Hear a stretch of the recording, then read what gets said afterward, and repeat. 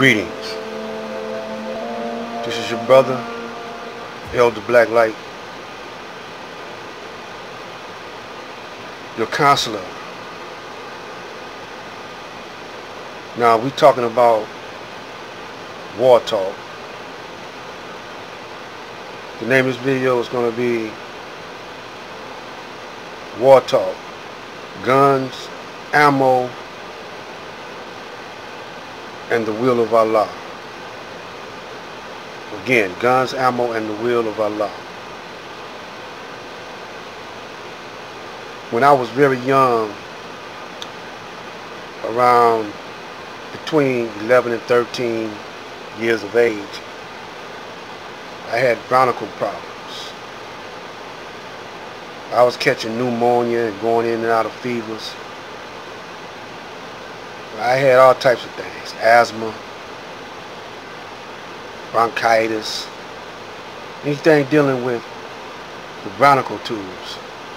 The only one that cured me of that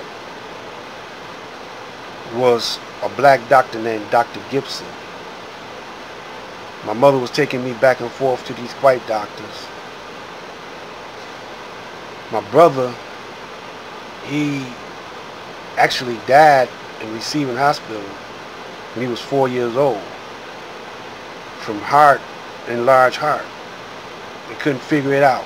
They say they couldn't figure it out. So our black women gave us over to the system. You know, they cut loose the old culture of healing thyself and home remedies, midwives. I mean, at one point we had midwives birthing us. You know, we didn't go to the white doctors. But eventually our women wanted to get modernized and live like the white woman lived. So she turned us over to the educational school system, miseducational school system, miseducational school system, to tell our vision, tell lives with vision. And this is what's been raising all these generations. So we have no idea, we have no example of how a black man fights the war. Because we've been following the orders of white generals and white presidents until the coming of Master Fard Muhammad. Now, when I had this bronchial problems, when I caught the flu or the pneumonia, whatever it was, I went to a high fever. I had a vision. And some brothers, you know, around that age, it was, you know, Martin Luther King getting dogs bit on him. I mean, dog biting Martin Luther King. So, but before I get into that, I want you to listen real good what I'm about to say. I think it'll do you some good.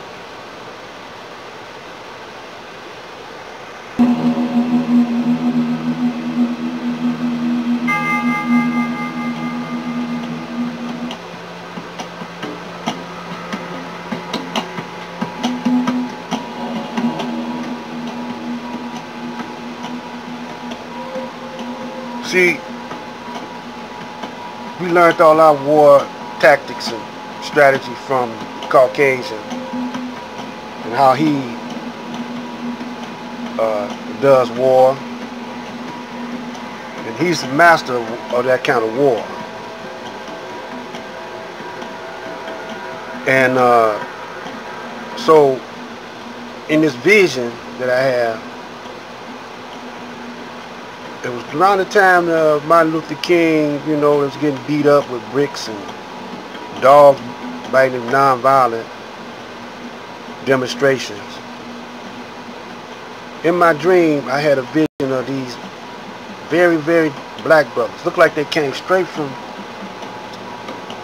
the Congo, the jungles of Africa.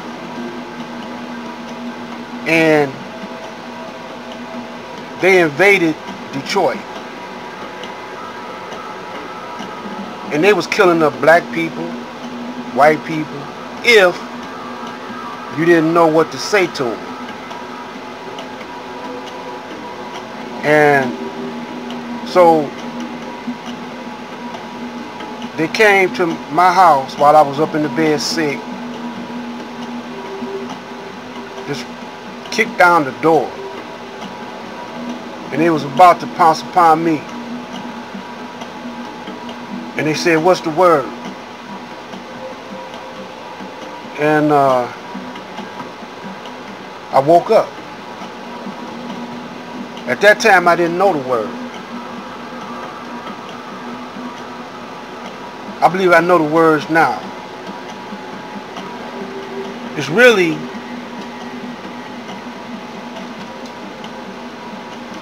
like the Passover in this war. You're going to have to display, first of all, a flag in front of your door. The flag will be the sun, the moon, and the star. The flag of the Nation of Islam. And the red, the black, and the green. The flag of Marcus Garvey. Now, if you have those two flags at the same time, you still have to know, it's got to be in front of your door. You still have to know the word. So I went to the message of the black, message to the black man.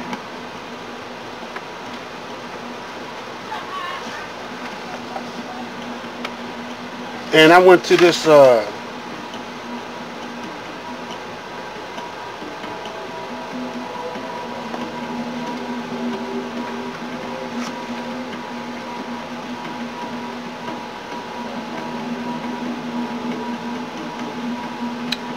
page 298.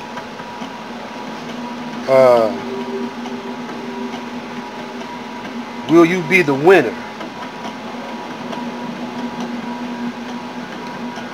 And I'm going to read this to you. It says, the non-Muslim world cannot win in a war against Allah, the great Mahdi, with outer space weapons or inner space weapons. It does not matter, for he who has power over everything, the forces of nature, and even our brains,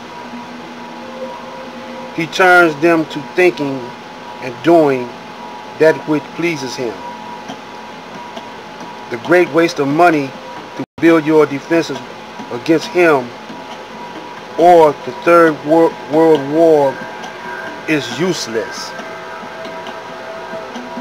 It says you don't need navies, ground forces, air forces, standing armies to fight this last war.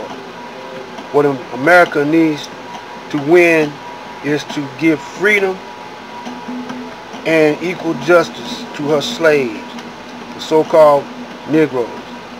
This injustice to her slaves is the real cause of the final war.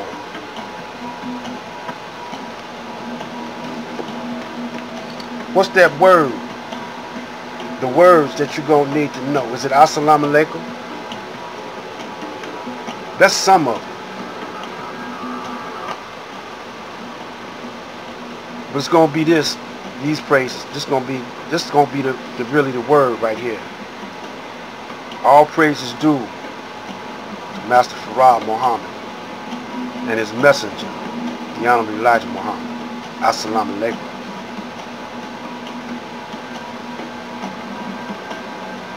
Because in my previous video, brothers and sisters, I was telling you that even if you buy guns, buy ammunition, you don't make that. You don't make none of that. He could cut it off anytime. He could cut your water supply off. He could cut your food supply off. Because you're not